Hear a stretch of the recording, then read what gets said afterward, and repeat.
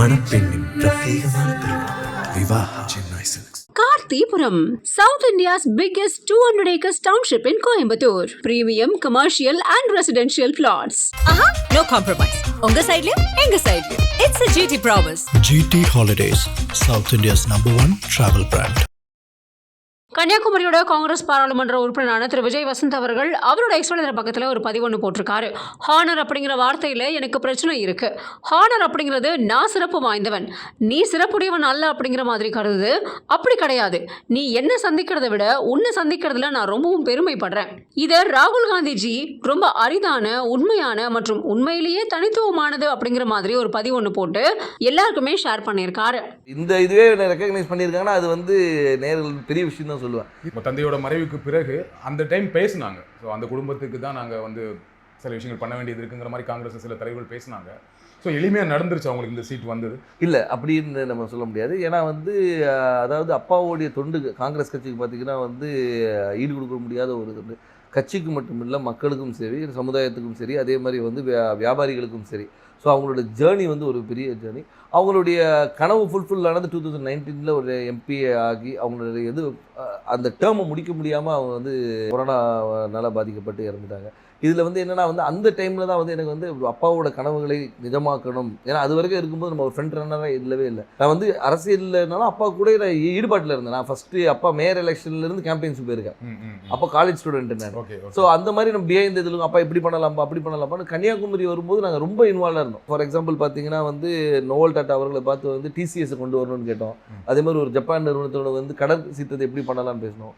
அப்பா வந்து முயற்சி எடுத்து ஏர்போர்ட்டே வர ஃபீஸிபிலிட்டி இல்லைன்னு சொல்லும்போது ஒரு எக்ஸ்பர்ட்ஸை கூட்டு வந்து அவங்கள டெல்லி கூட்டு போய் வாங்கி எஸ் இஸ் ஃபீஸிபிள்னு சொல்லி ஃபஸ்ட் ஃபேஸ் பண்ணி செகண்ட் ஃபேஸும் ஓகே.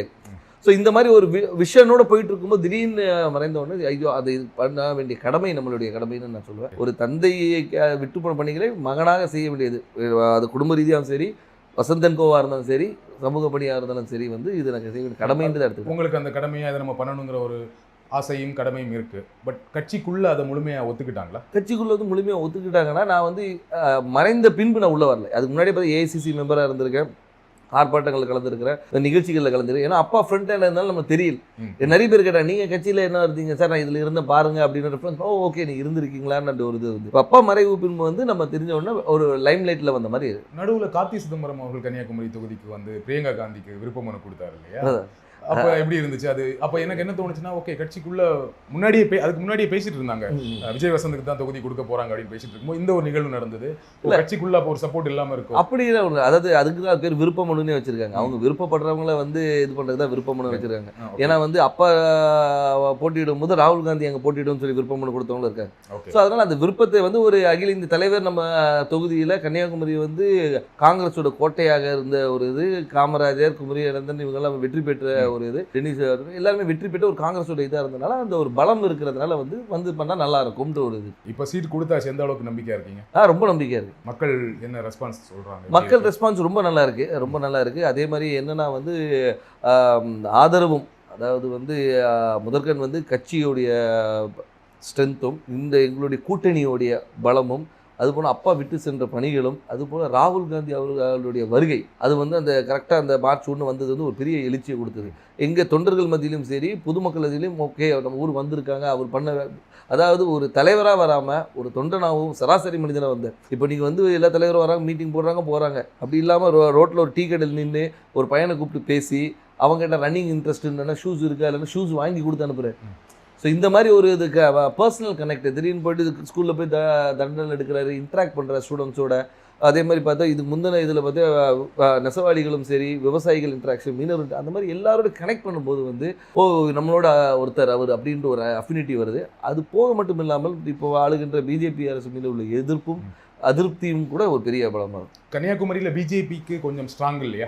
பொன்னார் அவர்கள் ரொம்ப ஸ்ட்ராங்கான கேண்டிடேட் தான் இல்லையா? அதை மறக்க முடியாது. கண்டிப்பாக அதை நம்ம மறுக்க முடியாது. நம்ம வந்து அதாவது பிஜேபி தரப்பில் திரு பொன் ராதாகிருஷ்ணன் அவர்கள் வந்து ஒரு 2 முறை எம்பியாக இருந்தவர் தான், ஒரு பெரிய வேட்பாளர். ஆனாலும் எங்களுடைய கூட்டணி, அதாவது எங்கள் திமுக சார்ந்த கூட்டணி வந்து மிக பலமான கூட்டணி சொல்லலாம். அது வந்து திமுக மட்டும் இல்லாமல் எங்களை சார்ந்து இருந்த மதிமுக, அதுக்கு ஒரு விடுதலை சிறுத்தைகள், அதுக்கு ஒரு முஸ்லீம் லீக், அதுக்கப்புறம் மனிதநேய மக்கள் கட்சி, இது எல்லாமே பார்த்திங்கன்னா வந்து எங்களுடைய ஒவ்வொரு பேஸையும் கவர் பண்ணுது. அதாவது ஒரு முஸ்லீம்ஸ் கவர் பண்ணுறது, திமுகவோட ஸ்ட்ராங் ஹோல்டு, மதிமுகவோட ஸ்ட்ராங் ஹோல்டு, அந்த மாதிரி வந்து எல்லா பாக்கெட்டும் கவர் பண்ணி எங்களோட ஸ்ட்ரென்த்தை வந்து நான் இன்னும் மொபிலைஸ் பண்ணி வச்சுருக்கோம். ஸோ இப்போ பார்த்தீங்கன்னா வந்து இது வந்து எங்களுடைய ஷோர் ஷாட் விக்ட்ரின்னு சொல்லலாம். ஸோ உங்கள் கூட்டணியோட ரொம்ப ஸ்ட்ராங்காக இருக்குது, அந்த கூட்டணியை ஒரு பெரிய வெற்றி தேடித்தரும்னு சொல்கிறீங்க.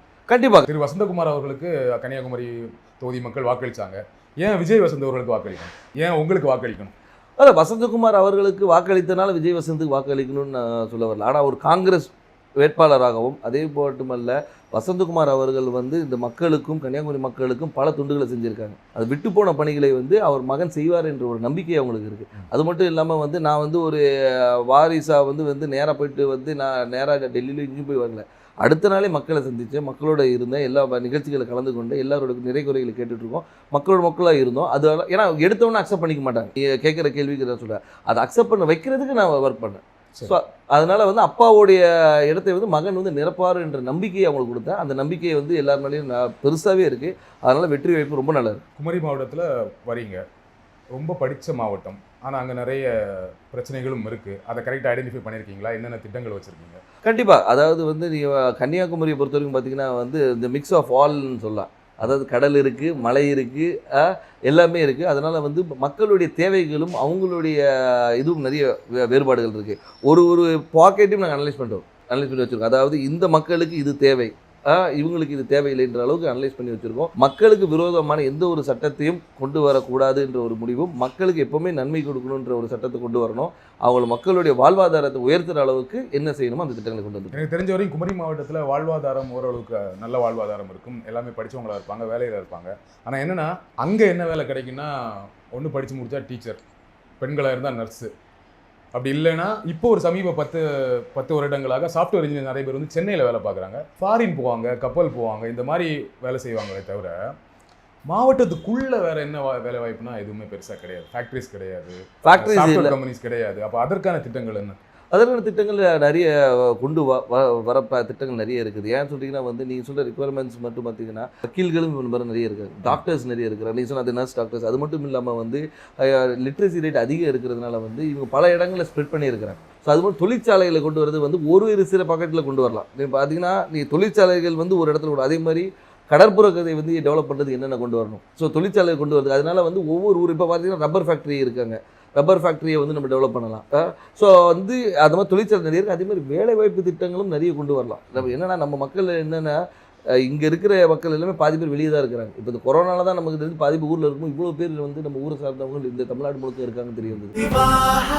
மணப்பெண்ணின் பிரத்யேகமான Vivaha Chennai silks. Karthipuram, South India's biggest 200 acres township in Coimbatore. Premium, commercial and residential plots.